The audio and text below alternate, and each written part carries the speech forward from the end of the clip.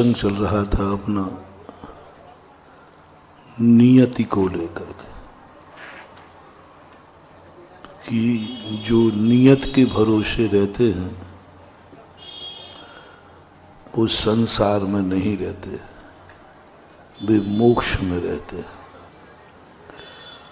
मोक्ष ही जाने के बाद ही नियत का फार्मूला लागू होता है, क्योंकि उनको ना तो अब बनना है और ना अब मिटना है। वो ना एक कदम आगे जाएंगे ना एक कदम पीछे आएंगे। उनका जो स्थान है वो टंकोत्कीर्ण हो गया। क्षेत्र भी, परिणाम भी, परिणमन भी। उन्हें हमारी सैद्धांतिक भाषा में शादी अनंत पर्याय बोलते। अपनी पर्याय शादी अनंत नहीं है, अपनी पर्याय शादी शांत है। शादी यानी जन्मती भी है और मरती भी। अपन लोग जन्मे भी हैं तो मरेंगे, सुबह हुआ है तो शाम भी होगी, शाम है तो ये जो परिवर्तनशील है इसको बोलते हैं शांत। सैद्धांतिक भाषा में शादी शांत पर्याय। और जो भगवान बन जाते हैं उनको बोलते हैं शादी अनंत पर्याय। हमारे मनुष्य पर्याय के बाद परिणमन है, दूसरी पर्याय आएगी ही आएगी, लेकिन सिद्धों की अब कोई पर्याय नहीं आएगी, कोई पर्याय नहीं आएगी। उनकी जो पर्याय हो गई निश्चित हो गई, टंकोत्कीर्ण हो गई। अपन में तो अभी यदि यहाँ भूकंप आ जाए तो अपन सबकी स्थिति मिट जाए। अभी कोई गड़बड़ हो जाए अपन हंसते हुए रो पड़े और रोने वाला हंस पड़ेगा। लेकिन उनको नहीं आना। काले कल्प शते पिचा गते शिवानाम न च विक्रिया लक्ष्या। तीन लोक भी उलट देना तो सिद्ध भगवान ऊपर ही रहेंगे। इसके लिए उदाहरण देते हैं, सिद्ध भगवान घी के समान होते हैं। कितने भी एक लोटा पानी में घी डाल दो पिघला हुआ, कहाँ तैरेगा? डूबेगा कि तैरेगा? फिर उसमें एक टंकी और डाल दो तो, दो टंकी डालो तो वो हमेशा ऊपर ही रहेगा। पानी तुम नीचे कितने ही बढ़ाते जाओ वो घी कभी डूबने वाला। ऐसे ही सिद्ध भगवान घी के समान होते हैं, क्योंकि अब परिणमन ही नहीं कुछ, अब तो आनंद ही आनंद है। दूध से दही बनता है, दही से नवनीत बनता है, और घी से, घी का परिणमन बताओ, घी से बढ़िया व्यंजन बनते, खाओ आनंद। घी के बाद तो आनंद ही आनंद है, क्योंकि वो अंतिम परिणमन कहलाता है। और सिद्धों का ऐसा ही अंतिम परिणमन कहलाता है। अब वो नियत के अधीन हो गए, कुछ नहीं करना, कुछ नहीं बिगड़ना। ये धारा हम विगत दिनों से आपको समझा रहे हैं। इसलिए अपने जीवन में कभी नियत शब्द को अवतरित मत होने देना। भाग्य भरोसे की चर्चा हमने बहुत पहले की थी। ये बासा भोजन है। भाग्य भरोसे, हमारा अतीत के भरोसे हमें कभी नहीं बैठना। हमें अतीत की कहानी कभी नहीं रोना। बीती ताह विशारदे आगे की सुध ले। हम अतीत के कर्मों के अनुसार चलेंगे तो हमारे हाथ में कुछ नहीं आना बंधु, रोना आना है। हमारे पूज्य आचार्य महाराज ने लिखा है, इतिहास हमेशा इतिहास होता है, वो हंसी का पात्र होता है। कभी इतिहास अच्छा होता ही नहीं। और उसके भरोसे यदि हम जिंदगी जीते हैं तो हम कभी हंस नहीं पाएंगे। हम कठपुतली बन जाएंगे कर्मों की। और कर्म की कठपुतली बनना महानुभाव बहुत नचा देता है। क्षण में तो रुलाता है और क्षण में हंसाता है। एक रात के शाम को महलों का राजा बना देता है और सुबह गलियों का राजा बना देता है। ये कर्म बहुत बहुत खतरनाक है। एक रात में सारा पासा पलट देता है। शाम को घोषणा हो रही है कि अयोध्या का राज्य राजा राम को दिया। दुल्हन सी सज गई अयोध्या। शाम को सूरज डूबा और ये सोच के डूबा कल हमें नए राजा का दर्शन होगा, कल अयोध्या के राजा राम होंगे। जब हमारा सूर्य निकल रहा होगा और राज्याभिषेक राजा का हो रहा, उस राज्याभिषेक को देखने के लिए एक रात बीच में थी। जब सुबह सूर्य निकला तो सोचा कि अयोध्या में तो राज्याभिषेक की खुशियां हो रही होंगी। पता चला कि वहां तो राजा भी नहीं है और राम भी नहीं है। कर्म देखो कैसा विचित्र है। इतने बड़े राजा का बलभद्र श्री राम, तद्भव मोक्षगामी श्री राम, नारायण तीन खंड का अधिपति, इनकी किस्मत बदल सकता है कर्म? तो हम और आप तो किस खेत की मूली हैं। इनकी किस्मत रात भर में बदल सकता है। शाम को कह रहे कि अयोध्या का एक एक कण राजा राम की आज्ञा में चलेगा और रात भर में घोषणा हो गई कि अयोध्या सूर्य उदय होते ही अयोध्या की सीमा छोड़ना है। इतना भयानक उदाहरण है ये कि इस कथा को पढ़ने के बाद रोंगटे खड़े हो जाते हैं। इन कथाओं को पढ़ने के बाद बस आत्मा में भय पैदा हो जाता है कि हे भगवान, मुझे बस कर्मों के अधीन मत करना, मैं इन कर्मों की कठपुतली न बन जाऊं, कर्म मुझे न नचावे। कर्म के अनुसार कभी जिंदगी जीने का भाव भी मत करना, अच्छे कर्म का भी विश्वास मत करना, पुण्य का भी विश्वास मत करना। ये सब पुण्य और पाप एक ही माँ के दोनों बेटे हैं। पूज्यवर अमृतचंद स्वामी समय सार की टीका में लिखते हैं, पुण्य और पाप दोनों एक माँ के बेटे के समान हैं, पर थोड़ा पुण्य संस्कारवान हो गया है और पाप कुसंस्कारों में पला है, लेकिन खून एक ही है, पुद्गल की पर्याय है। इसलिए पंडित जी साहब ने लिखा ना, दौलत राम ने, पुण्य पाप फल माई हरख बिलख्यो मत भाई, यह पुद्गल पर जाए उपज बिन से थिर नाई। ये पुण्य और पाप क्षण भर के हैं। आज अपन हंसते बैठे हैं, कल दूसरे क्षण में रोना पड़े। मैं गर्मी में राजस्थान में बिहार कर रहा था। एक कलेक्टर थे, एसी में बैठे जा रहे थे, गाड़ी एसी होती उनकी, और समय लाल बत्ती मिलती थी और वो जा रहे थे। एकाएक एक एक्सीडेंट हुआ, उनकी गाड़ी का गेट खुला, 48 टेम्परेचर पर रेत में, राजस्थान में रेत होती है, रेत में तड़फ रहा है। बॉडीगार्ड का वो भी बेहोश हो गया, ड्राइवर, सब पूरी गाड़ी चकनाचूर हो गई।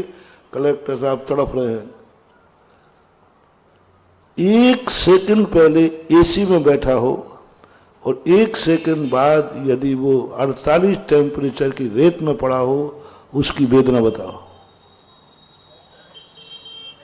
मछली की वेदना देखी आपने? पानी में रहने वाली एक क्षण को तुम बाहर निकालो तो क्या हो जाता है? तड़प जाते।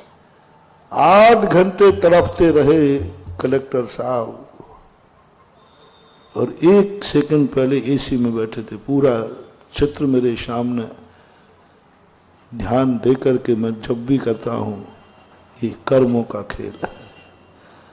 एक सेकंड पहले इतना पुण्य, एसी फुल, एसी चल रहा है, एक सेकंड बाद इतना दुख, इतना वो तो रेत में पापड़ जैसा तल रहा है।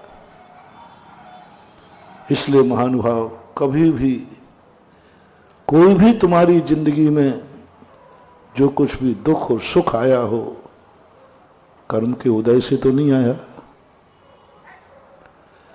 यदि कर्म के उदय से आया हो तो सावधान, विश्वास मत करना, ये दोनों पुण्य और पाप धोखेबाज हैं।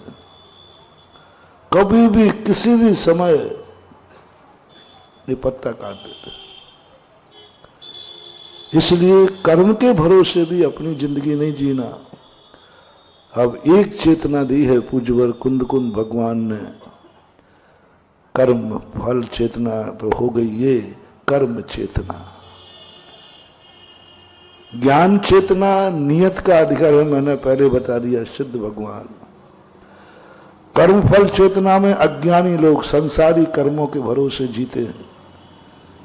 जैसे एक इंद्रिय आदि अपने लिए दी है कर्म चेतना। कर्म चेतना का अर्थ है हमारे हाथ में भी कुछ है, हंसना और रोना। मैं जब चाहूंगा तब हंसूंगा, कर्म मुझे रुला नहीं सकेगा। मुझे रोना होगा, मैं रोऊंगा, कर्म के उदय से नहीं रोऊंगा। यदि ये संकल्प तुमने कर लिया, बस तुम्हारा मोक्ष मार्ग शुरू हो गया, सम्यक दृष्टि हो गई, शुरुआत हो गई। मैं अपनी मर्जी से रोऊंगा, मैं मर्जी से हंसूंगा। धर्मात्मा भी रोता है, धर्मात्मा भी हंसता है, लेकिन कर्म के उदय से नहीं। जब उसे कोई धर्म कार्य करने मिलता है तो हंसता है, और धर्म कार्य छूट जाए तो रोता है, धर्म के कारण। अपन हंसेंगे रोएंगे कर्म के कारण नहीं। अपन हंसेंगे भी रोएंगे कर्म के कारण नहीं, धर्म के कारण। जब हमें धर्म कार्य करने मिलेगा, हम कोई धर्म कार्य करने के लिए प्रवृत्त होंगे, हम हंसेंगे, आओ भाग्य मेरो उदय आयो, भगवान का दर्शन हुआ है, हम भाग्यशाली मानेंगे, हंसेंगे, आनंद मनाएंगे। आज हमने भगवान का पूजा की है, अभिषेक किया है, आज हमने दान दिया है। कर्म के उदय से पूजा नहीं होती। इस सम्यक दृष्टि का स्वयं कर्म चेतना है। कोई भी कर्म नहीं है जो तुम्हें मंदिर बुला दे, कोई भी कर्म नहीं है जो तुमसे अभिषेक करा दे, कोई भी कर्म नहीं है जो तुम्हें मुनि बना दे। कोई भी कर्म न मानवा, कोई भी कर्म नहीं जो तुम्हें मंदिर बना दे, कोई भी कर्म नहीं जो तुम्हें लोकोदय तीर्थ बना दे। कोई कर्म है ही नहीं, एक भी कर्म नहीं कि ये कर्म जिसको बंधा हो वह व्यक्ति मंदिर आएगा, ये कर्म बन जाए तो ये मुनि बन जाएगा, ये कर्म बन जाए तो ये साधु बन जाएगा, सज्जन बन जाएगा। इस कर्म के उदय से इसको दान देने के भाव हो जाएंगे, इस कर्म के उदय से ये सामायिक करेगा, इस कर्म के उदय से ये प्रतिक्रमण करेगा। कुछ नहीं, पूरे साथ छान लिए, और नियत में तो है ही नहीं। खोजने के बाद पता चला कर्म चेतना, कर्म चेतना। और वो कर्म चेतना है हमारे हाथ में है। हम चाहेंगे तो हंसेंगे, और सम्यक दृष्टि कब हंसता है? जब कोई उससे अच्छा कार्य होता है, खुशी मनाता है। कब रोता है? जब उससे अच्छा कार्य छूट जाए और बुरा कार्य हो जाए। साधु भी रोता है प्रतिक्रमण के समय, जब कोई गलती हो जाए, कभी कोई चूक हो जाए, कभी कोई जीव मर जाए, मन में क्रोधादि भाव आ जाए, अंतो अंतो डज्झामी। बाहर तुम्हें आंसू नहीं दिखेंगे, अंदर आंसू बहते रहते हैं उसके, अंतो अंतो डज्झामी। लेकिन ये कर्म नहीं लौटा रहा है, प्रतिक्रमण लौटा रहा है। प्रतिक्रमण करना धर्म है कि कर्म है? धर्म है। प्रतिक्रमण धर्म लौटाता है। मेरे से ये दोष हो गया, मेरे से ये गलती हो गई, ये धर्म रुलाता है। सम्यक दृष्टि रोता है। और हंसते भी हैं। जब कोई अच्छा कार्य हो जाए, जब एक छोटा सा जीव बच जाए, सामयिक अच्छी हो जाए, बहुत हंसते, मजा आ गया। आज सामयिक निर्विकल्प हो गई, यहां कोई बाधा नहीं हुई। हंसता है सम्यक दृष्टि, आज मेरे हाथ से दान हो गया, नाचता है, दान हो गया, मैंने दान दिया, दान दे मन नाचता है, आनंद। बोले आज क्यों आनंद हो रहा है? अरे भाई आज मेरे से दान हो गया, आज मुझे मंदिर मिल गया, आज मैंने 24 में ले लिया, आज मैंने अभिषेक का महायज्ञ नायक बन गया, अरे अरे नाच रहे हैं। आज मालूम क्यों खुश हूं मैं? मुझे लोकोदय तीर्थ क्षेत्र में मेरा एक मंदिर बनेगा। आनंद। अब ये कोई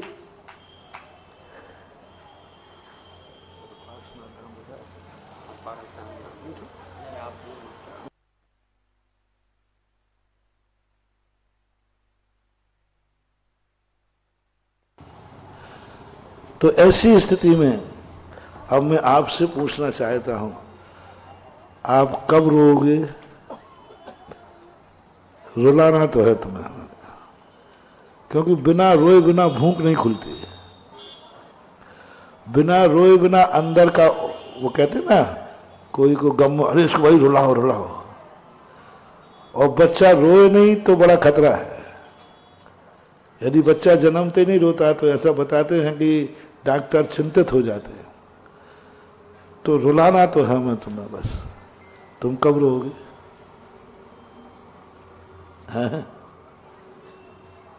महाराज जब हम मरूंगा तब रहूंगा। क्या करोगे? वो तो मर ही रहे हो, क्या रोना? नहीं, ऐसा संकल्प करो कि यदि भगवान मेरे आंख में कभी आंसू आवे तो कोई अधर्म के कारण आवे कि मेरे से गलती हो गई, और हंसाऊंगा भी, हंसूंगा, नाचूंगा, मिठाई बांटूंगा। पुण्य कर्म के उदय से नहीं, पुण्य कर्म के उदय से यदि तुम हंसे तो रावण ने भी यही किया था। रावण बहुत हंसता था ठहाका लगा करके। जितने खलनायक होते ना, ऐसे नहीं था मुझे नहीं आएगा नहीं भाई, देखो मेरे में खलनायक थोड़ी, मेरी प्रैक्टिस ही नहीं है। और बड़े अलग ढंग की टोन होती उनकी स्नान की, और इतने जोर से हंसेंगे और उसी हंसी में सामने वाले को उड़ा देंगे। यदि दुष्ट आदमी हंस रहा है, इसका अर्थ किसी का विनाश होना निश्चित है। रिपीट करूं, दुष्ट आदमी यदि हंस रहा है, समझ लेना किसी का विनाश निश्चित है, और सज्जन व्यक्ति यदि हंस रहा है, समझ लेना किसी का विकास निश्चित है। सज्जन पुरुष यदि खुश नजर आया, समझ लेना कुछ अच्छा होने वाला है, और खल यदि खुश नजर आया तो किसी का, क्योंकि दुष्ट आदमी किसी को दुख देकर खुश होता है, उसको दुख देने में मजा आता है। जितने गुंडे, अराजक तत्व, गंदे लोग होते हैं, जितना दूसरों को दुख देंगे उतना ये खुश होते। खलनायक की पहचान, हंसता है वो, दूसरा तड़प रहा है, दूसरा वेदना से तड़प रहा है, और खलनायक ठहाक लाके हंस रहा है। ये लक्षण है। इसलिए जब दुष्ट आदमी प्रसन्न हो तो समझ लेना कि आपकी खैरियत नहीं है, क्योंकि वो दुष्ट है। रावण कर्म के उदय में हंसता था, देखा मेरे रोने की लंका है, मेरी अतुल शक्ति है। जब जब तुम्हें पुण्य के उदय में हंसी आए, मेरा मकान, मेरी जायदाद, मेरा महल, मेरा सब कुछ, इसको उदय में आके कभी हंसना नहीं। ठीक है, रोना भी नहीं, क्योंकि ये सब कर्म के उदय से आया है।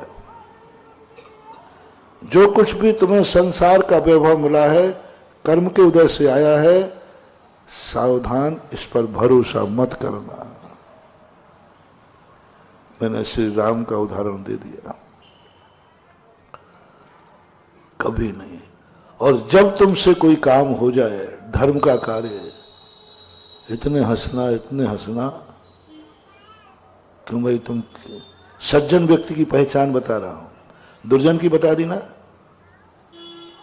दुर्जन व्यक्ति है ये पाप कार्यों में दूसरों को दुख दे करके पुण्य के अहंकार में ये डूब रहा है, समझना ये खलनायक है। अब हीरो की चर्चा करें, सज्जन की। ये आज बहुत हंस रहा है, बहुत खुश नजर आ रहा है, क्या बात है? ये सज्जन है कि दुर्जन है? बस थोड़ा सा पता करना, ये आज किस लिए हंस रहा है, किस लिए हंस रहा है। आज इस मालूम क्या किया है, ये किस लिए हंस रहा है, ये किस लिए हंस रहा है, पता करो जल्दी, हंसी पे मत जाना। ये किस लिए हंस रहा है? अरे आज इसके यहां महाराज का आहार हुआ है। ये किस लिए हंस रहा है? आज इसने मालूम लोकोदय तीर्थ क्षेत्र का मंदिर लिया है। बोले भाई आप बहुत हंस रहे हो। अरे भाई मजा आ गया, आनंद आ गया, मैंने आज लोकोदय तीर्थ का ट्रस्टी बन गया। बोले आप इतने नजर खुश क्यों आ रहे? बोले मालूम लोकोदय तीर्थ क्षेत्र में हमने 1 बीघा भूमि दान दिया। अकड़ के थोड़ा बोल, अकड़ के बोलना, ऐसे बोला। अभी सामने तुम हंस रहे हो बहुत। अरे मैंने 1 बीघा जमीन दान में दी है, इसलिए मेरा रोम रोम फुलकित हो रहा है। वाणी गद गद यन बपू पुलकयन नेत्र द्वयम श्रावयन, यानी रोम रोम रोमांचित हो गया, आंखों से आंसू बह गए। बोले इतना आनंद, इतना आनंद। बोले मालूम मैंने ये धर्म का कार्य किया है। आज मैं फलाने विधान में, फलाने पंचकर्णक में इंद्र बना हूं। मालूम आज मैंने मूर्ति को विराजमान किया है। मालूम आज मैंने मूर्ति को सिर पर उठाकर विराजमान किया है। बस ये गदगद भाव, जैसे ही वो कहे कि इस कारण से मैं खुश हूं, बस तुरंत मान लेना यही सज्जन की निशानी है। उससे आप अपना संबंध जोड़ लेना। रिश्तेदारी बनाना हो तो दुर्जन की है कि सज्जन की है, यही फार्मूला अपनाना। जब कोई कहीं संबंध जोड़ने बनाओ, नए ब्याही जी, बेटा बिटिया की शादी करो, किसके यहां करूं? तो मैंने तुम्हें फार्मूला बता दिया। यदि उनके यहां धर्म कार्य करने पे आनंद मनाया जाता है, सारा परिवार आनंद मनाता है, बेटा दान दे के आए तो पिता खुश होता है, बहू दान दे के आए तो सासू खुश होती है, पिता दान दे के आए तो बेटा खुश होता है, सासू दान दे के आए तो बहू खुश होती है, एक भाई दान दे के आए तो दूसरा भाई खुश होता है, दूसरा भाई दान दे के आए तो दूसरा भाई खुश होता है। ऐसा घर तुम्हें मिल जाए, कुंडली मत मिलाना, मुझसे अच्छा घर दुनिया में कोई हो नहीं। सबसे बड़ी कुंडली यही है कि इसमें हर व्यक्ति घर में धर्म करने पर पूरा घर खुश होता है। किसी को पता चल जाए कि हमारे घर में फलाने व्यक्ति ने आज एक धर्म किया है, सबके चेहरे खिल जाए, वाह गजब। ये सज्जनों का घर कहलाता है। सज्जन की पहचान होती है कि उससे छोटा सा भी धर्म का कार्य हो,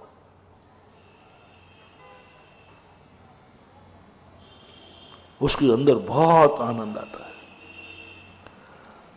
इसलिए आपसे पूछता हूं, आप कब हंसते हो, कब हंसोगे? पता तो कर लूं कि अभी तक इतने दिनों से मैं दुर्जनों के बीच में था कि सज्जनों के बीच में। कब हंसी आएगी? पुण्य कर्म के उदय में नहीं।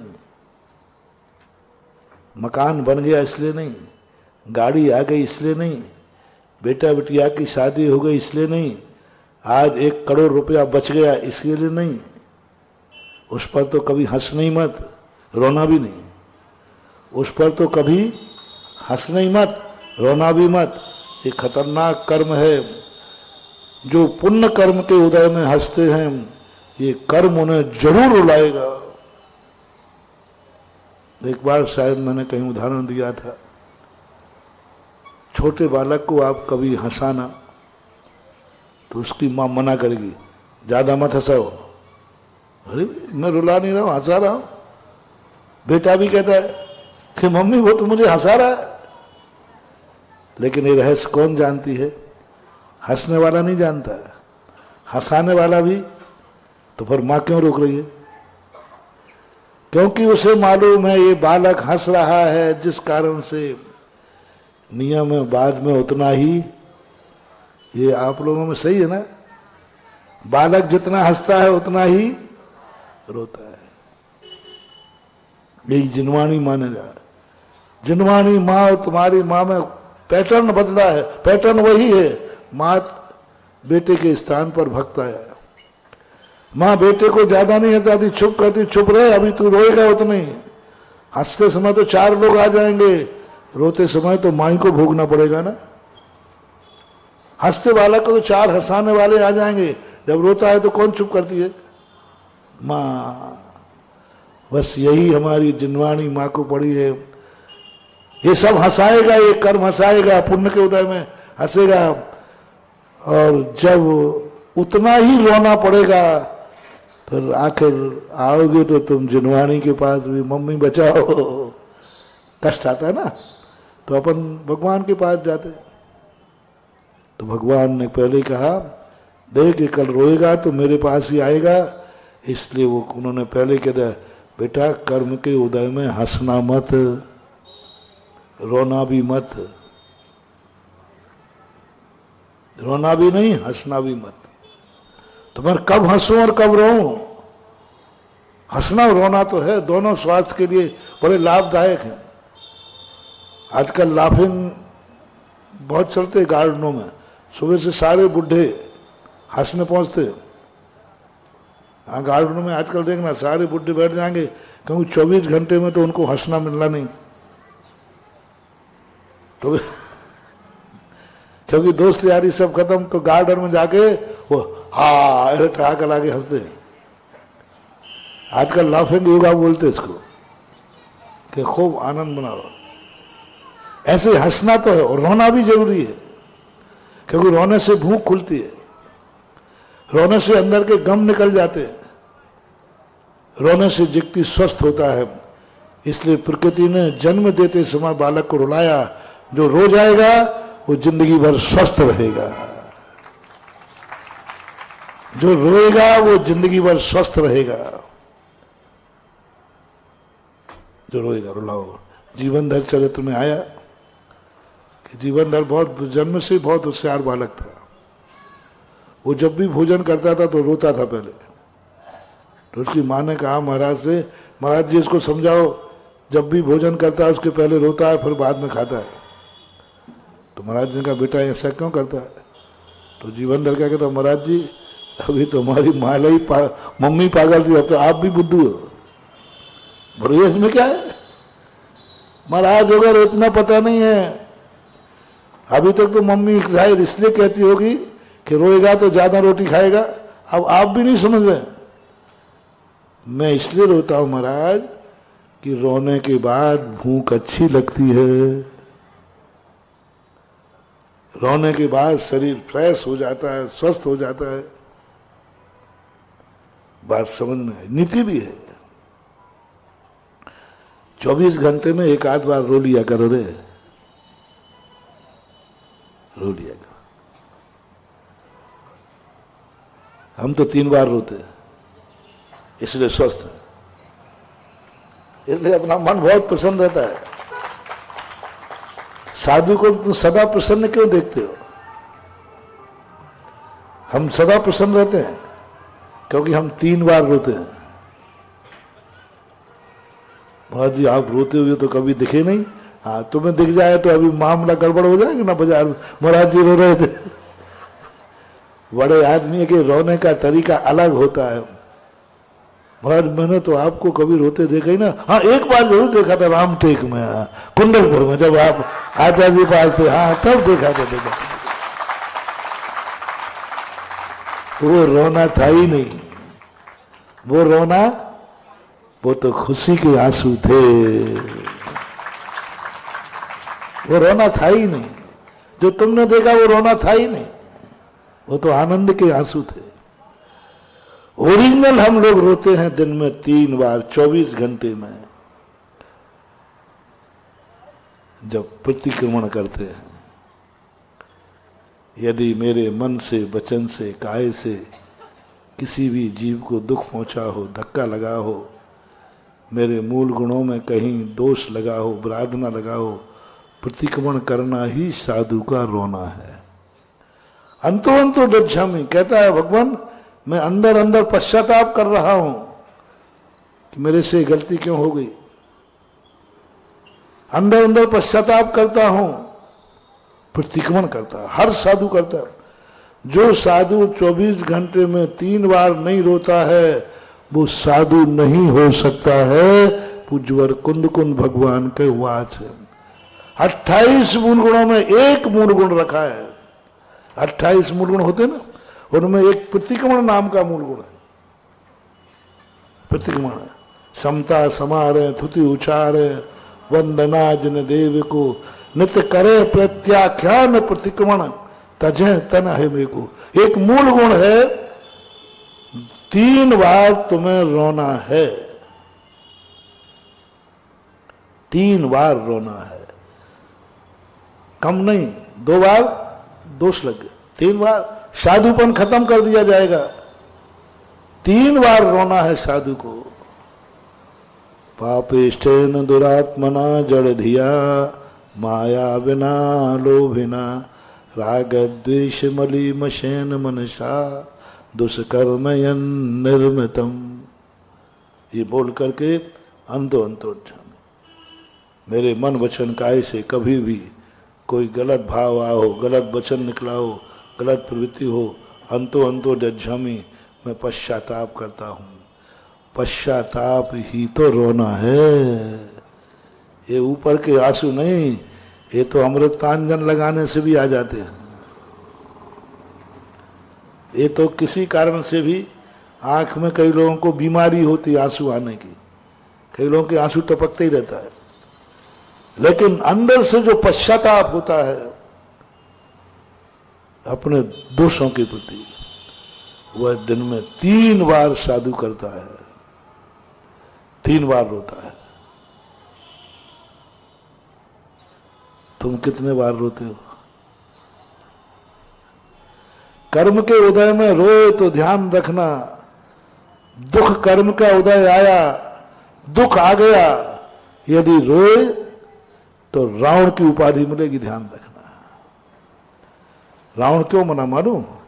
जब वो कैलाश पर्वत उठा रहा था फेंकने के लिए, जैन दर्शन के अनुसार मुनि महाराज बाली मुनिराज ने, वैष्णव दर्शन के अनुसार महादेव ने कैलाश पर्वत को यूं दबा दिया और वो रावण दब गया। इतने जोर से रोया कि देवताओं तक आवाज पहुंची, और देवताओं ने देखा ये तो रावण है, ये तो रो रहा है, क्योंकि रावण को रोता हुआ किसी ने देखा ही, खलनायक को कोई रोता देखते ही नहीं है, वो तो ठहाके लगाता। तब रावणों ने कहा, देवताओं ने कहा, अरे ये तो दशानन है, पहले उसका नाम दशानन था। रौती इति रावणः, जो रोता है अशुभ कर्मों के उदय में, जो रोता है उसका नाम रावण है। इसलिए दुख कर्म के उदय में रोए, अशुभ कर्म के उदय में रोए, पाप कर्म का उदय आया रोए, तो तुम्हारा क्या नाम है? अपने अपने में लिखना, फलाने चंद उर्फ रावण, क्योंकि तुम अशुभ कर्म के उदय में रोए थे।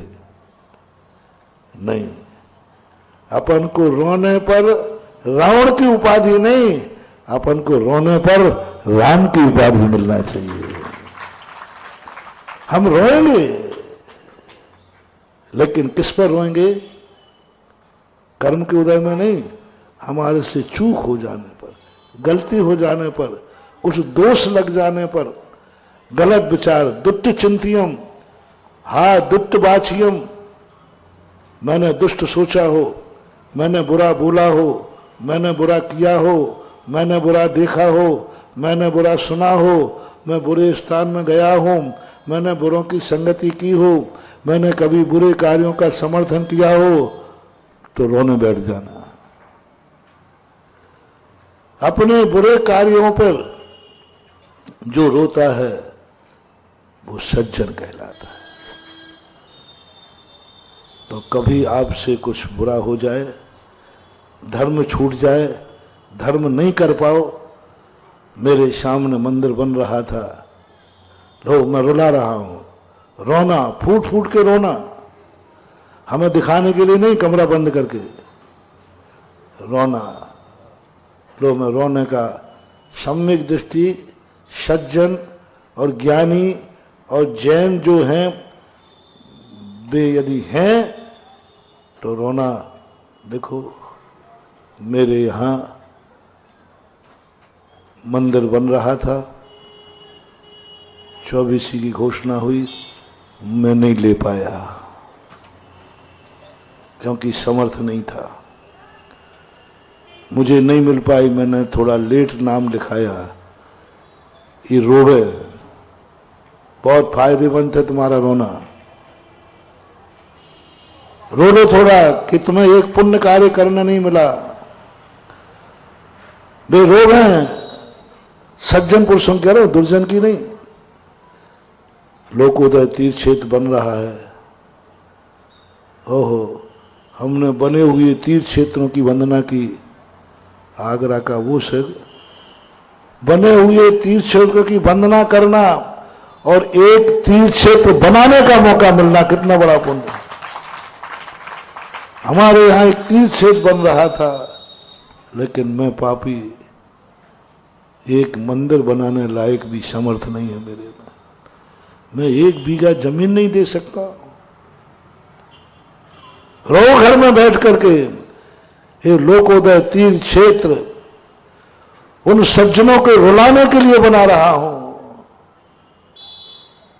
क्योंकि दुनिया में हंसने वाले कम हैं। वो एक प्रदीप का गाना है ना, वो गाने आते बहुत अच्छे, एक एक्टर हुआ है, मैंने जग की अजब तस्वीर देखी, एक हंसता है 10 रोते हैं, मैंने जग की अजब तस्वीर।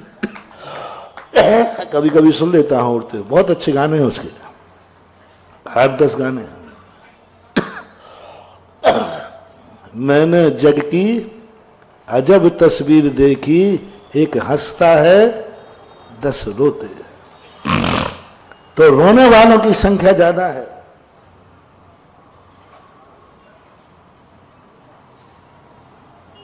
ये मंदिर,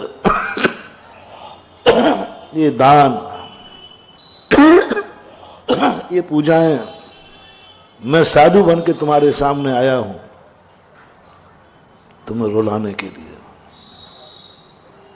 साधु जब समाज के बीच में जावे तो रुलाने के लिए जाता है। रो, जम के रो, रुमाल कम पड़ जाए, रो, मुनि महाराज को देखकर रो, मुनि महाराज को देख के रो। ओहो, ये भी पंचम काल के हैं, मैं भी पंचम काल का हूं, मैं पापों में डूब रहा हूं और ये पापों से ऊपर उठ चुके हैं। रो, मैं कहा संसार में फंसा हूं और ये भी इसी संसार में है, दोनों एक साथ हैं, क्या हो गया? 2 फूल 7 फूले, किस्मत जुदा जुदा है, एक शीश पे चढ़ा है और एक धूल में पड़ा है। एक साथ हम इस संसार में जन्मे और हम कहां पापों में, राग द्वेष में बीते हैं। और इसी समय पर ये मुनि मुद्रा लेकर के इस कलयुग में मुनि मुद्रा लेकर के पालन कर रहे हैं। रो मुनि मुद्रा को देखकर, यदि मुनि दशा को देख करके आपकी अपनी दुर्दशा पर 2 आंसू बह जाएं, जाओ तुम बहुत जल्दी मुनि बनने की योग्यता पा जाओगे। इसलिए रुला रहा। तो मैं जब भी हम लोग साधु लोग तुम्हारे सामने आए, हंसाने के लिए नहीं, रुलाने के लिए। यदि तुम हमें देखकर नहीं रोए हो तो तुम दुर्जन हो, और रोना आ गया हो तो समझ लेना तुम भावी मुनि हो, भावी मुनि। अरहंतों को देखकर मानो ना आ जाए कि कहां मैं भगवान, आप इस संसार से तर गए, मैं इसी में पड़ा हुआ हूं, छोटी सी कमी के कारण रो पड़ू। ये मंदिर जब बने, हंसाने के लिए नहीं, रुलाने के लिए। रो मंदिर को देखकर, मेरे सामने मंदिर बना, मैं इसमें कुछ भी नहीं कर पाया, समर्थ ही नहीं था, समर्थ ही नहीं था, करता क्या। समर्थ था तो परिणाम ही नहीं हुए, मैं करता क्या। समर्थ था लेकिन परिवार की सहमति नहीं थी, करता क्या। रोने का तरीका बताना, रोने का पैटर्न। रोना जरूर रोना, नहीं तो बेटा नहीं रोए तो फिर रोना तो तुम्हें पड़ेगा। अब रोते समय तुम्हें रावण की उपाधि चाहिए या श्री राम की, वो निर्णय आपको करना है। रोना तो तुम्हें, बोलो, रोना तो तुम्हें पड़ेगा, चाहे कर्म की मार से पड़ो चाहे धर्म के कारण रो। रोना तो निश्चित है दुनिया में। जो नहीं रोए हो वो रो ले में, जो नहीं रोए हो वो रो ले में कि मैं मंदिर मेरे सामने बना लेकिन मेरे में समर्थ नहीं था। मैंने कैसा पाप किया, मेरी भावना थी लेकिन परिवार की सहमति नहीं हुई। होता है ना कभी ऐसा, आपकी भावना है लेकिन परिवार सब, भाई ने अनुमति नहीं दी, बेटा ने अनुमति नहीं दी, पत्नी ने अनुमति दी नहीं, मां ने नहीं दिया, XYZ, कोई भी कारण बन सकता है, मैंने अनुमति नहीं दी। रोने बैठ जाओ कमरा बंद करके।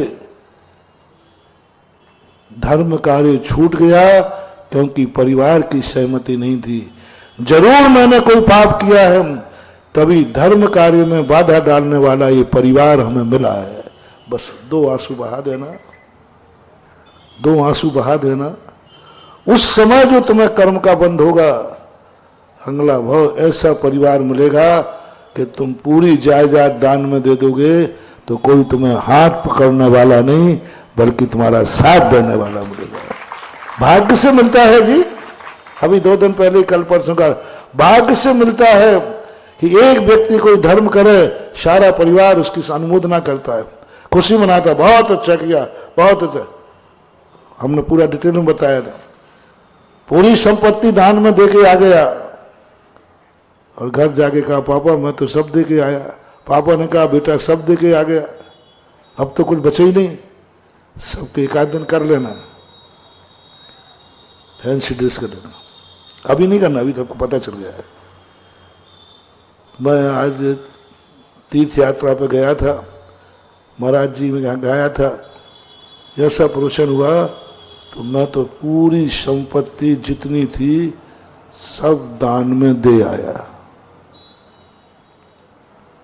पापा क्या बोल रहा है? नहीं नहीं मैं रियल बोल रहा हूं, दे आए, वो परिणाम ही ऐसा हुआ। तो शब्द पूरी दे दी, पूरी, कुछ नहीं बचे ही नहीं कुछ। और अब सबके चेहरे देखना, थोड़ा सबके देखना, पहले अपने भाई का देख लेना, फिर पापा का, वो बेटे का देखना, फिर पत्नी का देखना, फिर बहू का देखना, पोता समझदार हो तो उसका सबके चेहरे देखना।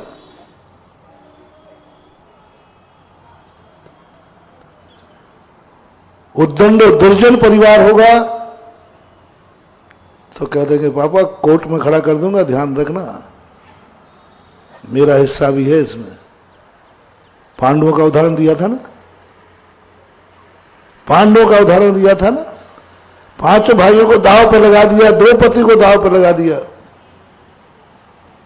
किसी के धर्मराज ने सबके चेहरे देखे, कुछ नहीं, आपका परीक्षा कर लेना। दूसरी बात, थोड़ा लाज रखते होंगे लोक लाज, तो कुछ बोलेंगे नहीं, नीची गर्दन कर देंगे। क्यों भैया, आप लोगों की बेटा आपकी सहमति, समझ लेना ये लोक लाज में जवाब नहीं दे रहा है, अंदर से तो समर्थन कर रहा है। बस तुरंत कहना, बस समझ लिया मैंने पूर्व जन्म में कोई पाप किए थे तो ऐसा परिवार मिला। घबराओ मत, हमने कुछ भी दान में नहीं दिया है, ये पकड़ो तुम्हारी संपत्ति और मैं जा रहा हूं वनवास में दीक्षा लेने। देख लिया, सब स्वार्थ के मीत थे, सब पाप के मीत थे, सब कमाई के मीत थे, कोई काम आने वाला नहीं। वो डाकू का उदाहरण आता ना, मेरे परिवार वाले मुझे बहुत चाहते हैं, साधु ने कहा एक बार नाटक कर ले, देख ले कौन, संक्षिप्त में बता रहा हूं। उसको सिखा दिया और घर में पेट दर्द का बहाना करके लुढ़क गया, सब रोने लगे। उसी समय बाबा जी पहुंचते, वो तो प्लानिंग थी, यदि किसी के घर में कोई मर गया हो तो मैं जीवित कर सकता हूं। सवाल बाबा जी अभी लेटेस्ट मरा है, हमारा कमाऊ पूत था, यही तो सब घर की कमाई था, यही तो शान था, सब मर गया, अब हम लोग क्या होगा। सब एक ही माँ रो रही थी, पिता सब रो रहे थे, एक नहीं रहे थे, मर गया, यही तो कमाने वाला था, अब कौन कमाएगा, मेरे बुढ़ापे का क्या होगा। पत्नी कह रही थी अब मैं विधवा हो गई, मेरा क्या होगा। बच्चे कह रहे थे मैं अनाथ हो गई, मेरा क्या होगा। कोई भी ये नहीं कह रही मर गया, इसका क्या होगा। कोई नहीं बोला, सब यूं रोने लगे। महाराज ने कमंडल में से पानी निकाला गिलास में से, मंत्र पढ़वा, बोले ये पी लेगा वो जिंदा हो जाएगा, लेकिन ये तो मरा है, मरे व्यक्ति के मुंह में दवाई जाती नहीं, तो इसको जो पिएगा वो मर जाएगा, ये जिंदा हो जाएगा। तो मां ने सबकी तरफ देखा, मम्मी ज्यादा रो रही थी, तो बोले मम्मी, माँ जी आपका बेटा जिंदा हो जाएगा, ये पी लो, लेकिन तुम मर जाओगी। तो मम्मी ने कहा बाबा जी मैं मर जाऊंगी। अब बाबा जी रहने दो, वो मर गया तो मर गया, अभी प्रोडक्ट कंपनी बंद नहीं हुई है, दोबारा पैदा कर देंगे, दूसरा हो जाएगा। मर गया तो मर गया। अब वो तो लगा ही रहता बाबा जी अच्छे अच्छे, अब देखो उल्टा उपदेश चालू हो गया, नहीं नहीं फिर अब महाराज जी आप भी क्या बात करते, तो लगा ही रहता है, मरना जीना तो संसार में ही, अब वो मर गया दूसरा आ जाएगा।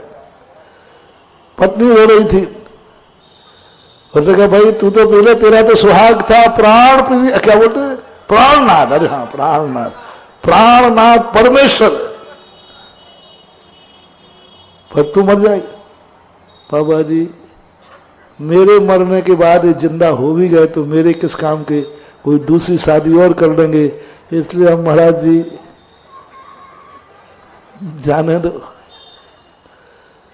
जब तक पिताजी को देखा तो वो तो खिसक चुके थे, कहीं बाबा जी ये तो दोनों औरतें थी, इसलिए बाबा ने जबरदस्ती नहीं की, मैं तो पुरुष हूं, कहीं मुझे पकड़ के ना पिला दे, भाग गए। तो क्या करूं, पानी तो साधु के, छत्री की तलवार और साधु का वचन कभी झूठा नहीं जाता, किसी ना किसी को तो पीना पड़ेगा, ध्यान रखना, नहीं तो सब भागे, कहीं जादू मुझे पकड़ के नहीं पिला दे, सब भाग गए। और जो बोले उठ जा रे, उठ जा उठ जा, देख लिया तूने चाहने वालों को। बोले बाबा ने देख लिया, और जब वो सब आ गए, अरे बेटा मेरा बेटा, बेटा कहता पापा मम्मी तुम्हारा बेटा तो मर गया, अब तो मैं बाबा जी का बेटा हूं। क्योंकि बाबा जी ने बीच में ये भी कह दिया, कोई नहीं पियोगे तो क्या मैं पी लूं? तो सब हाँ बाबा जी आप पी लो, आपकी अंगाड़ी नहीं पछाड़ी नहीं, आप पी लो। ये दुनिया बड़ी बेकार है। बच्चे ने सब सुन लिया। पत्नी कहती, बोले तेरा पति तो मर गया, अब तो मैं बाबा जी का हूं। और ऐसी स्थिति लेकर वो डाकू चला गया, वैराग्य लेकर के, साधु बन करके तपस्या की उसने। आपको भी सुनाना हो कि शायद सबके चेहरे उतर जाएं तो तुरंत छोड़ देना, ये परिवार मेरा हो नहीं सकता, ये सब स्वार्थ के मीत हैं, ये सब धन दौलत के मीत हैं। और तुम्हारा व्यक्ति होता, तुम्हारा बेटा होता सही, तुम्हारी मां होती, पत्नी होती, तो क्या कहेगी? पिता कहता पापा आपकी खुशी में मेरी खुशी, आप जब दे के आए हो, आपको देने में खुशी है, तो उस खुशी में मैं भी शामिल हूं। और सारा परिवार उठ करके तुम्हारे पैर छूले हुए, बहुत अच्छा किया, बहुत बढ़िया, आनंद आ गया। आज मुझे गर्व है कि हमारे घर के पिताजी इतने धर्मात्मा हैं कि सारी संपत्ति दान दे दी। दान के समय ना तो इन्होंने बच्चों का सोचा, दान के समय ना इन्होंने अपनी पत्नी का सोचा, दान के समय ना परिवार का सोचा, और आप दान दे गए, धन्य है। मैं आपके चरणों की वंदना करता हूं। बस तुरंत कह देना, यही परिवार मेरा जन्म जन्म का मीत था, है और रहेगा। कहना बेटा कुछ दान नहीं दिया है, मैंने तो मात्र परीक्षा की है कि हमारा परिवार कैसा है। धन का लोभी है, धन चाहता है या मुझे चाहता है? धन कर्म चाहता है या धर्म चाहता है? आज तुम धर्म करने पर इतने खुश हो रहे हो। आज मुझे आज अपने परिवार पर गर्व है कि जब भी मैं धर्म करके आता हूं, परीक्षा कर लेना, जब भी तुम दान पुण्य धर्म करके घर लौटो और जिनके चेहरे पर प्रसन्नता दिख जाए, समझ लेना यही पूर्व भाव के तुम्हारे मीत थे और अगले भाव में वही तुम्हारा मीत होगा। और जो तुम्हारी धर्म क्रिया करने पर उदासीन हो जाए, रो जाए, समझ लेना ये पूर्व भाव का बैरी है, कर्जा लेने आया है और ये कर्ज में लेकर के भाग जाएगा, क्योंकि वो तुम्हारे धर्म करने पर हो रहा है। इसलिए आपको रोना है। लोकोदय तीर्थ क्षेत्र रुलाने के लिए बना रहा हूं, घर घर में रोना हो जाए, आगरा के हर घर में रोना आवे,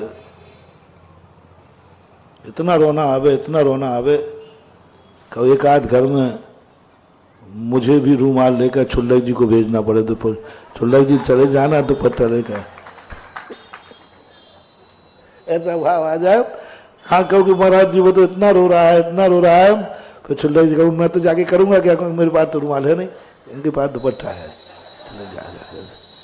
बेचारा बहुत सज्जन है, इसलिए रो रहा है कि लोकोदय तीर्थ क्षेत्र बन रहा है, लेकिन मैं इतना असमर्थ हूं कि मैं कुछ भी नहीं कर पा रहा हूं। रो रो 100 बार रो, मुझे खुशी होगी तुम्हारे रोने पर किस लिए रो, किस लिए रो, ध्यान रखना, रोने पर नहीं कह, धर्म कार्य नहीं कर पाओ तब तुम रो जाओ, मुझे खुशी होगी, मैं तुम्हें छाती से लगा लूंगा, बस ऐसे ही भक्त मुझे चाहिए। जो धर्म कार्य कर नहीं पाए तो रोना आ जाए। मेरे सामने बोली टूट गई, पंचकल्याण खो रहा था, मेरे सामने बोली टूट गई, मैं नहीं ले पाया, मेरे सामने विधान हुआ, मैं नहीं दे पाया, मेरे सामने विधान हुआ, मैं खड़ा नहीं हो पाया। रो जाओ, रो जाओ, मुझे उस आंसुओं में तुम्हारा भविष्य उज्जवल दिख रहा है। तुम्हारे वो आंसू नहीं है, जैसे बालक रोया तो तुम सब हंसते हो या रोते हो, परिवार के लोग, और बालक नहीं हो रोया तो परिवार बोलो ना जल्दी, जन्मते ही बालक ने सब टेंशन में, और बालक रो पड़े तो मजा आ गया। तुम्हारे परिवार, तुम्हारी मां तुम्हारे जन्म पर रोने में खुश होती है। जब तुम आए जगत में, जगत हंसा तुम रोए।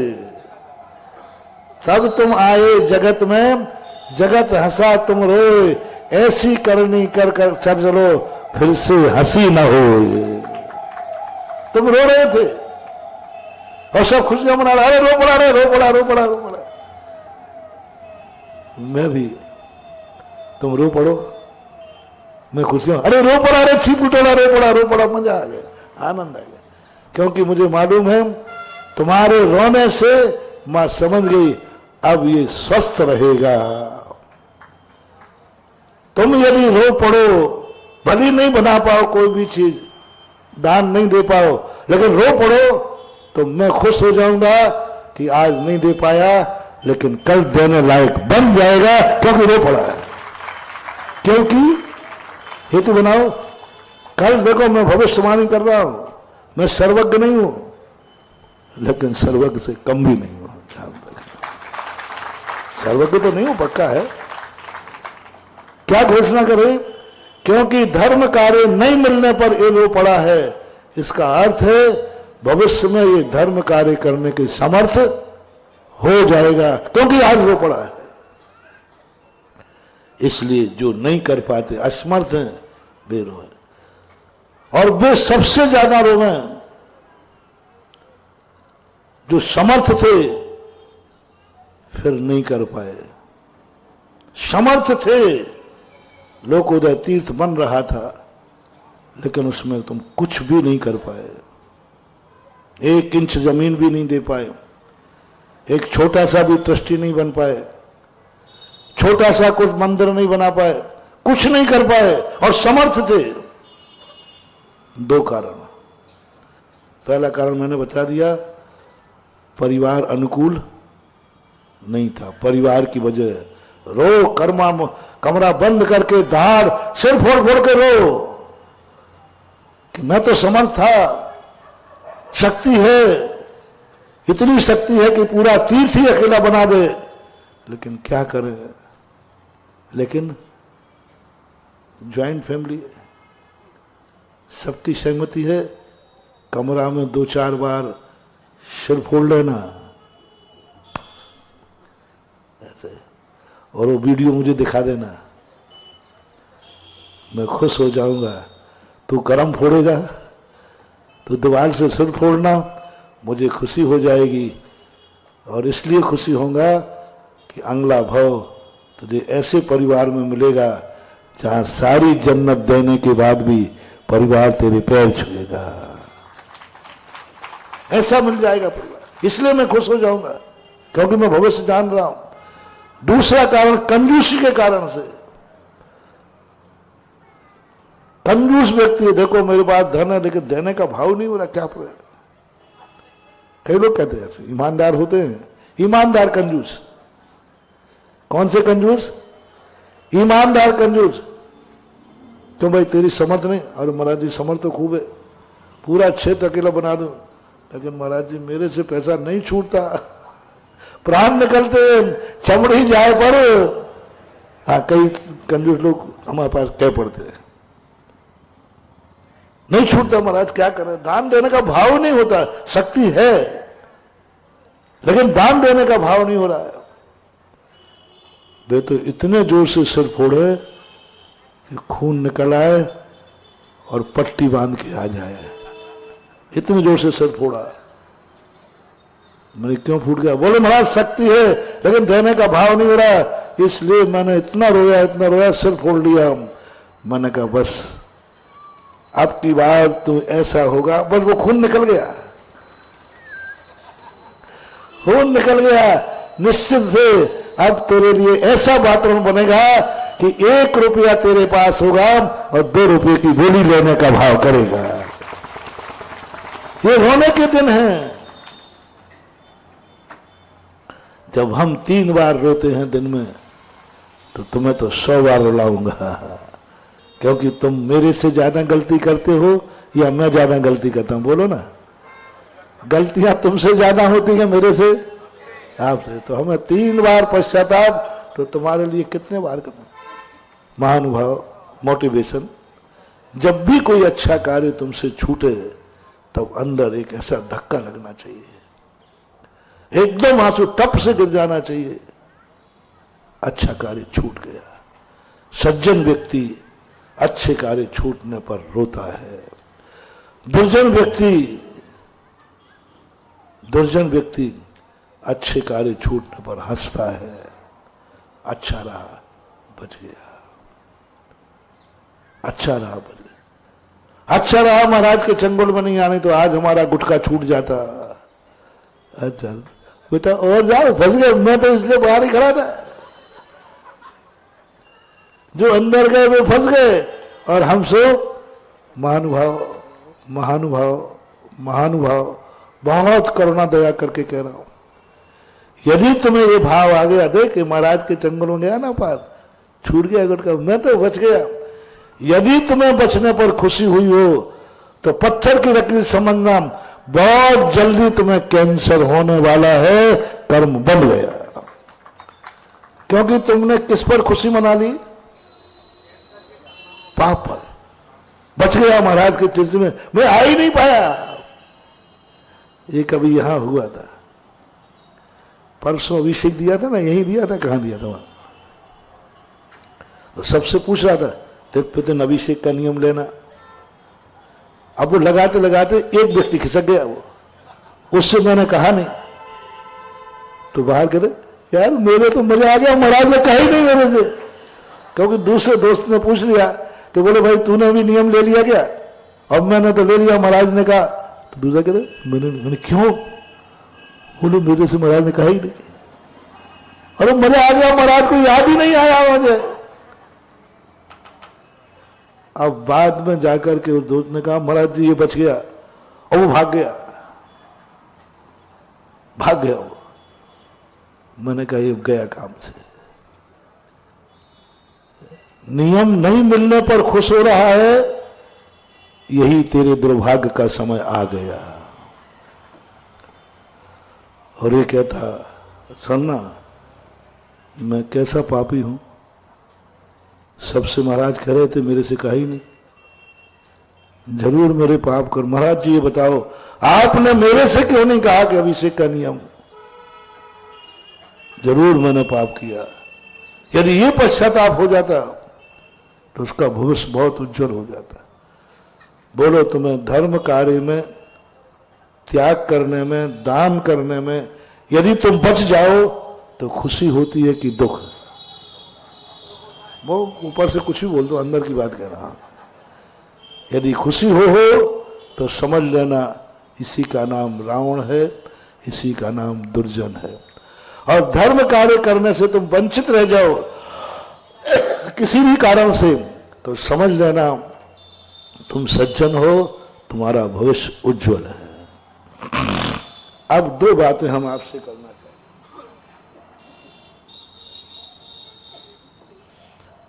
हैं। लोकोदय तीर्थ क्षेत्र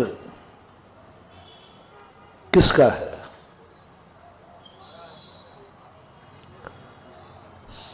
किसका है? लोकोदय तीर्थ क्षेत्र किसका है? जल्दी बोलो। चलो, मैं महाराज, मैं किसका हूं? मैं किसका हूं? मैं किसका हूं? कोई ये तो नहीं बोला सबके हो। यदि तुमने ये बोल दिया सबके हो, महाराज सबके हैं, गलत हो गया। वो तुम्हारा गुरु हो ही नहीं सकता, तुम्हें गुरु का आशीर्वाद फलेगा ही नहीं। क्योंकि तुम्हारे मन में क्या गया? गुरु महाराज सबके हैं। तुम्हें क्या भाव आना चाहिए? मेरे हैं। चतुर्मास की बातें अभी तक याद हैं।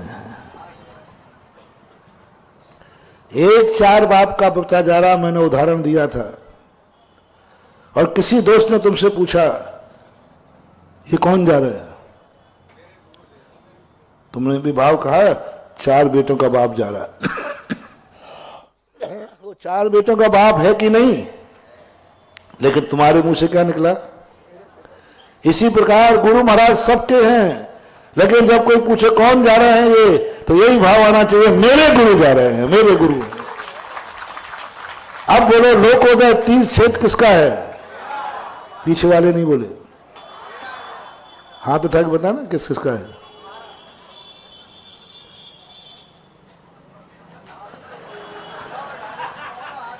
नहीं, पुलिस वाला भी उठा सकता, कोई बात नहीं। सबका ये तो खुला मंच है। जैसे सूरज का प्रकाश किसका है? सबके अपना है, अपने लिए है। ये बात तुम्हारी बात, हमारा है, मेरा है, हमारे में थोड़ा सा कम नंबर है, और ये अनुभूति आ जाए ये मेरा है। बाप कहेगा मेरा नहीं, बोले पापा आपका भी होगा, लेकिन मेरा तो है ही, मेरा है। ये अनुभूति यदि अंदर से निकल जाती है, अब जब तुम्हारा है, हर व्यक्ति का है, सबका नहीं, हर व्यक्ति कह रहा मेरा है, मेरा है, मेरा है, मेरा है, तो बोलो लोकोदय तीर्थ क्षेत्र का विकास होना चाहिए, स्थापना होना चाहिए या नहीं? अब लोकोदय तीर्थ क्षेत्र को देख करके तुम हंसोगे या रोगे? खुश कब होगे? मैंने पहले बता दिया, रोने का तरीका, खुश होने का तरीका यह है कि मैंने 1 बीघा जमीन मंदिर तीर्थ क्षेत्र बना था ना, मैंने जमीन दी थी, मैंने एक मंदिर बनाया था, मैं वहां का ट्रस्टी बना था, मैंने एक छोटा सा दान दिया था, और उसके बाद तुम्हारे मन में खुशी आ जाए। मैंने पहले ही बताया था, सारा परिवार खुश हो जाए, तुम खुश हो जाओ, मजा आ गया। आज मैं तीर्थ को दान दे करके आया हूं, आज मैं तीर्थ का ट्रस्टी बन के आया हूं। आज मैं मालूम, जब ये तीर्थ की स्थापना हुई थी तो शिलान्यास में मैं खुद गया था, मैं शिलान्यास में गया था, वहां एक विधान हुआ था सबसे पहली बार, उस विधान में मैं बैठा था। यदि ये कर सको तो लोकोदय तीर्थ क्षेत्र में कहते तुम हंस सकोगे, और यदि हंस ना सको तो रोना जरूर। तीर्थ क्षेत्र 2 लोगों का है, हंसने वालों का या रोने वालों का। जो ना हंस सके ना रो सके, उनका ये तीर्थ क्षेत्र न था, न है, और न रहेगा। लोकोदय तीर्थ क्षेत्र के निमित्त से उनके लिए फलेगा, ये उनके लिए वरदान सिद्ध होगा जिनके लिए, जो लोकोदय तीर्थ क्षेत्र को देख करके, जैसे जैसे तीर्थ क्षेत्र बढ़ता जाए तुम रोते जाओ, जैसे तीर्थ क्षेत्र बढ़ता जाए तुम हंसते जाओ। 2 चीजें तुम्हारे पास हो तो फिर लोकोदय का चमत्कार देखना, या तो हंसना है और या बस चुपचाप बैठना नहीं, साइलेंट बैठना नहीं, तटस्थ बैठना नहीं, बिल्कुल साइलेंट मन न महाराज अपन तो माध्यस्थ भावम विपरीत वृत्त नहीं, मुनि महाराज नहीं बनना तुम्हें। या तो रोना है और या हंसना है, फैसला तुम्हारे हाथ में। जब जब लोकोदय तीर्थ क्षेत्र की चर्चा आवे, जब जब तुम लोकोदय क्षेत्र के सामने से रुको, रोते हुए जाना, तो आंसू बहाते हुए जाना। वो तीर्थ क्षेत्र तुम्हारे आंसू पहुंचने के लिए रूमाल देगा और पहुंच देगा। रोने के लिए, जो लोकोदय तीर्थ क्षेत्र के लिए रोएगा उसके लिए भी ये तीर्थ क्षेत्र फलेगा, और जो लोकोदय तीर्थ क्षेत्र को निमित्त के हंसेगा, और जन्म जन्म तक फिर कभी रोने का मौका मिलेगा ही नहीं। जो तीर्थ लोकोदय तीर्थ क्षेत्र पर हंसेगा, खुशी मनाएगा, आनंद मनाएगा, यानी जब भी तुम उस तीर्थ क्षेत्र पर कुछ भी कार्य करो और तुम्हें आनंद आ जाए, 10 लोगों से कहो मालूम मैं लोकोदय तीर्थ क्षेत्र का मेरा ये दान है, ये खुशी यदि तुमने मना ली तो जाओ, तुम्हें जन्म जन्म तक कभी रोने का मौका ही नहीं आएगा, क्योंकि तुम इतने समर्थ होते जाओगे कि कभी तुम्हें असमर्थता पे रोना आएगा नहीं। लोकोदय तीर्थ क्षेत्र का आज पहली बार बैलेट श्रीफल चढ़ा है, बैलेट।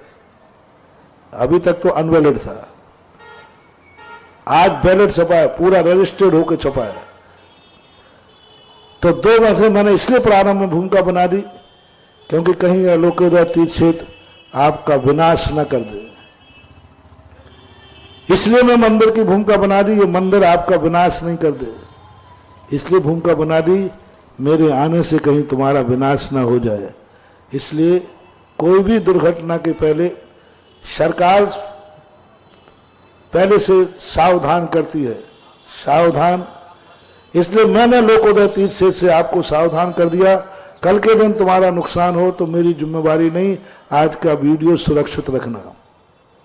2 लोगों की जिम्मेवारी मैंने ली है, जो लोकोदय तीर्थ क्षेत्र के नाम से रोएंगे और जो लोकोदय तीर्थ नाम से हंसेंगे। तीसरे की गारंटी नहीं है मेरी। तीसरे का क्या होगा मैं नहीं कहूंगा, वो भगवान से पूछ लेना। 2 की गारंटी मैं ले रहा हूं। अब दोनों में से फैसला तुम्हें करना है, रोना है या हंसना है। मेरी भावना है तुम 2 में से किसी एक नंबर में जरूर आ जाना, जरूर आ जाना। पूरे आगरा से मेरा कहना है 2 में से जरूर एक कर लेना, या तो रो लेना और या हंस लेना। फैसला आपके ऊपर है। मैंने दोनों को समझ लिया। तो लोकोदय तीर्थ क्षेत्र की आज बोलो तुम्हारी भावना क्या है महाराज, ऐसा आशीर्वाद दो ना रोना नहीं पड़े हम। बोलो तुम्हारी मनसा क्या, रोना में निपटना ठीक है कि हंस के निपटना ठीक है? रोने में फोकट में निपट जाओगे। 2 आंसू बहा देना, बस निपट गए, काम हो गया, उतने में आशीर्वाद। यदि हंसना चाहते हो तो फिर कुछ ना कुछ योगदान करना पड़ेगा, कुछ ना कुछ तुम्हें सोचना पड़ेगा कि नहीं मैं हंसना चाहता हूं।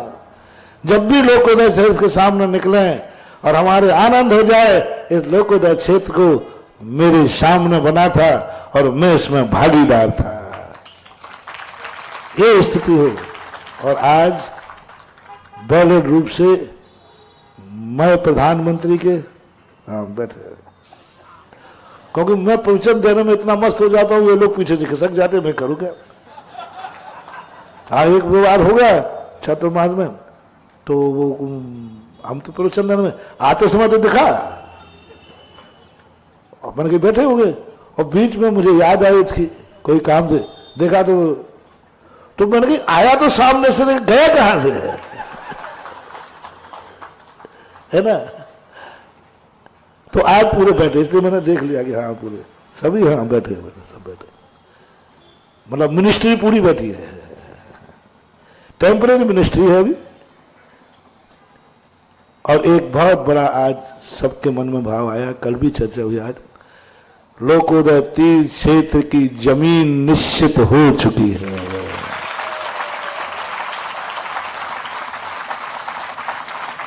लाइव का समय निकल गया हो तो थोड़ा सा और बढ़ा दें। निश्चित हो चुकी है, स्थान निश्चित हो गया, और बहुत कम से कम अच्छी 20-25 से ऊपर जमीन की स्थिति बन गई है। 1 बीघा आगे बढ़ती जाएगी। और यह भी निश्चित हो गया है कि अब वहां शिलान्यास होना निश्चित हो गया है। और यह भी निश्चित हो गया है, वो अभी माटी है, वो अभी माटी है, और अब उसे सम्मेद शिखर की 1008 कलशों से माटी आकर के वहां स्थापित करके उसे तीर्थ की माटी बनाया जाएगा।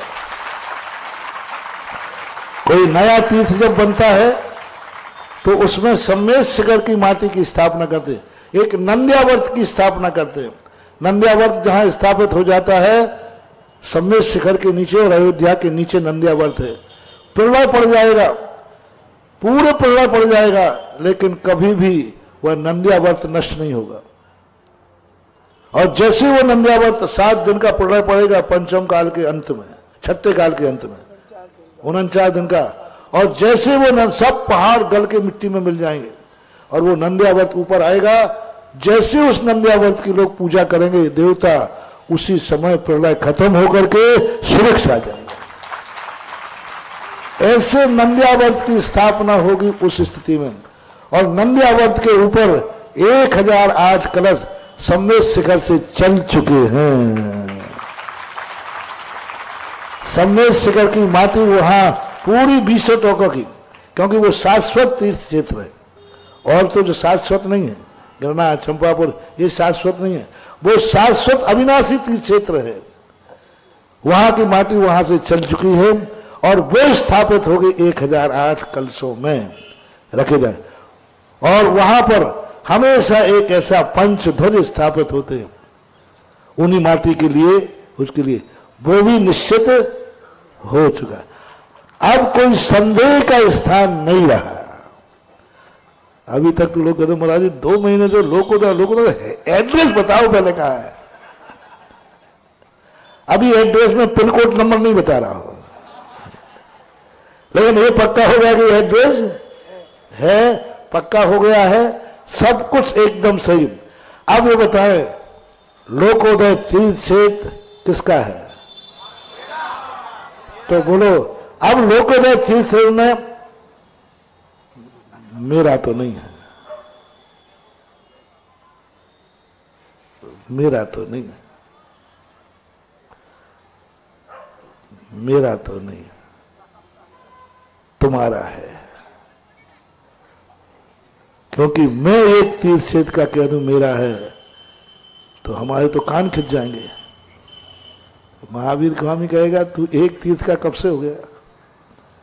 मेरे तीर्थ तो इतने हैं, जहां जहां चलता हूं वो सब तीर्थ मेरे हैं।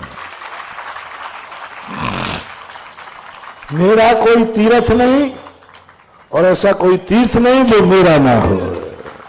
और मेरा कोई, अब ये लोकोदय तीर्थ से तुम्हारा है। यदि तुम निमंत्रण दो तो मैं तुम्हारे तीर्थ पे चला चलूंगा। देखो, मैं घराती नहीं हूं, घर वालों को निमंत्रण नहीं, तुम्हारा है। मैं तुम सही मुख्य अतिथि मैं हूं। आपका निमंत्रण आएगा और आप कहोगे चलो तो चला चलूंगा, नहीं तो कोई बात नहीं, आपकी चीज आपके लिए मुबारक। चलो, आप सबका निमंत्रण क्या है? मैं चलूं या तुम अपना क्षेत्र तुम संभालो? तो मुझे निमंत्रण है कि नहीं? अच्छे से कहो ना, थोड़ा और हाथ उठा के कहो ना। वीडियो बना लेना भाई, भाई इधर इधर वीडियो बना लेना। कल के दिन अगर महाराज जी आपको किसने बुलाया था तो मैं क्या करूंगा? सबका निमंत्रण। तो मैं अब तुम्हारे क्षेत्र पर मैं निमंत्रण मिल गया, मैं जाऊं तो मैं अकेला चला जाऊं कि तुम्हारे साथ जाऊं? देखो, सब बातें खुलासा करने में कोई आपत्ति नहीं है। हाँ, खुलासा। अब सब ने आपने हाथ उठाए हैं और जो टीवी पे बैठे हुए उनने भी उठा दिए, पक्का है। क्योंकि मुझे कोई मना कर ही नहीं सकता, मुझे हर व्यक्ति बुलाना चाहता है, मुझे विश्वास है। अब मैं अकेला जाऊं या तुम्हारे साथ जाऊं? अब एक बार हाथ उठाओ ना। तुम्हारे साथ जाऊं तो पहले मैं पहुंचूं कि तुम्हारे बाद में पहुंचूं या साथ में पहुंचे? है नहीं, आगे तो चलूंगा। पहले मैं पहुंच जाऊं, बाद में तुम आना, कि साथ साथ चलूं? जोर से बोलो ना। अतः जितने दिन मैं रहूं तुम उतने दिन रहोगे। मान लो मैं जिंदगी भर वही रहा तो अरे सब खुल्ला खुल्ला हो जाना दो भाई, बाद में भाग भूगाना ठीक अच्छा नहीं रहता। मान लो मैं वहां, आप लोग जितने दिन रहोगे मैं उतने दिन का सोचूं या मैं जितने दिन रहूं उतने दिन का तुम सोचो? दो में से एक कर लो। समझो, मैं जितने दिन रहूं उतने दिन तुम रहोगे। नहीं, बीच में घर में आ जाना।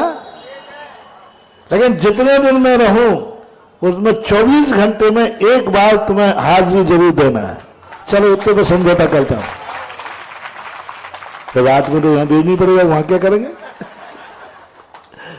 रामचंद्र जी यही तो घबरा गए थे कि मैं दो का इंतजाम नहीं कर पाऊंगा, जंगल में ये सारी अयोध्या चल रही है। तो वो तो हो जाएगा, बोलो मैं वहां चलूं तो तुम्हारी वहां उपस्थिति होगी कि नहीं? अच्छा जितने दिन रहो उतने दिन रहोगे? शर्त मैंने बता दी आपको, घर आ जाना।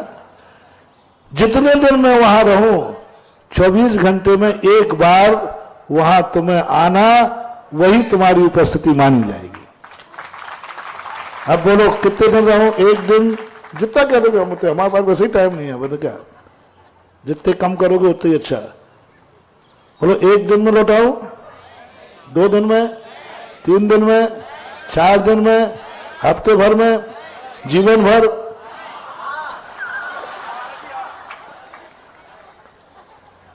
जीवन भर रह जाओ तो तुम जीवन भर ड्यूटी दोगे? अरे वाह, ये तो मामला बड़ा में फंस गया। चलो अब कुछ अपन ऐसा करते हैं, बीच का एक समय निकालते हैं कि अपन कुछ दिन का एक ऐसा विधान रखते हैं जो आज तक आगरा में नहीं हुआ। 24 भगवान के 24 एक समोषण बन के कल्पद्रुम तो हुआ है, लेकिन 24 समोषण ऐसे विशाल बने जिनमें एक एक परिवार बैठ के पूजा करे। एक एक परिवार बैठ के, एक एक परिवार का एक एक समोषण हो, और 24 समोषण वहां बना करके 24 भगवानों की पूजा। कितने दिन लगेंगे वो बताता हूं, पहले हाथ तो करवा दूंगा। तो उस बहाने से तुम्हारा आना हो जाएगा, हमारा रहना हो जाएगा। क्या कहा? उस निमित्त से तुम्हारा हमारा और तीज से पवित्र हो जाएगा, माटी पवित्र हो जाएगी। तो कम से कम 1 हफ्ते का समय अपन निकाल, कल्पद्रुम पुनरुद्धान जल्द, कम से कम 7 दिन भी हो सकते हैं, वो प्रतिष्ठाचार्य थे। अब बोलो यदि वहां विधान होता है तो सुबह होना चाहिए या दोपहर में? कम बोल रहे, थोड़ा मरे हुए से कम बोला जाए। सुबह, सुबह ठंड लगे, कोहरा रहता है तुम्हारे यहाँ, है? सुबह चल जाएगा, 6 बजे पहुंच जाओगे।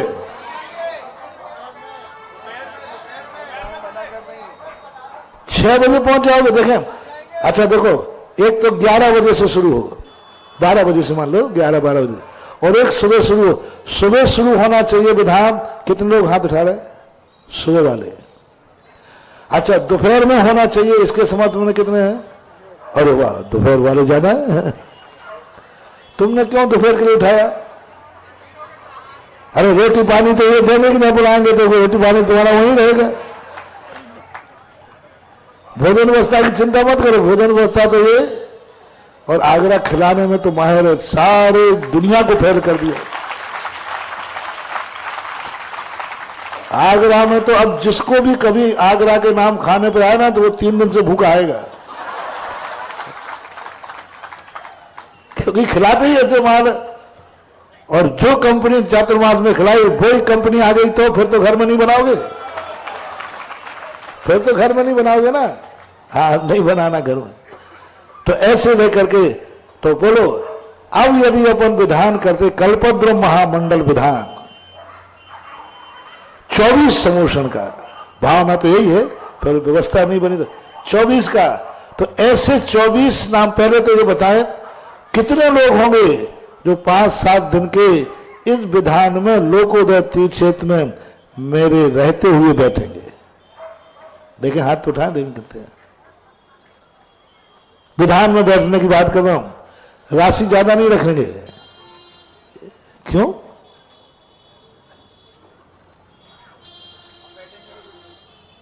कितने लोग बैठेंगे? देखें, हाथ तो उठाएं। विधान में यदि विधान होता है तो 1, 2, 3, 25 है ना। अब महिलाएं का नहीं,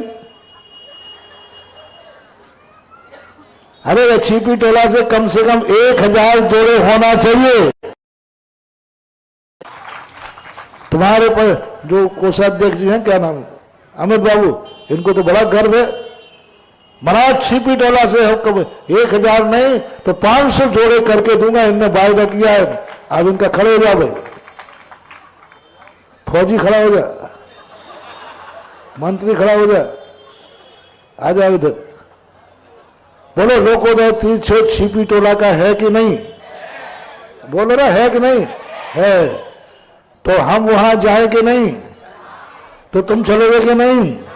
विधान करोगे कि नहीं? हाँ तो करो, तो बोलो कम से कम कितने जोड़े, बोलो भाई।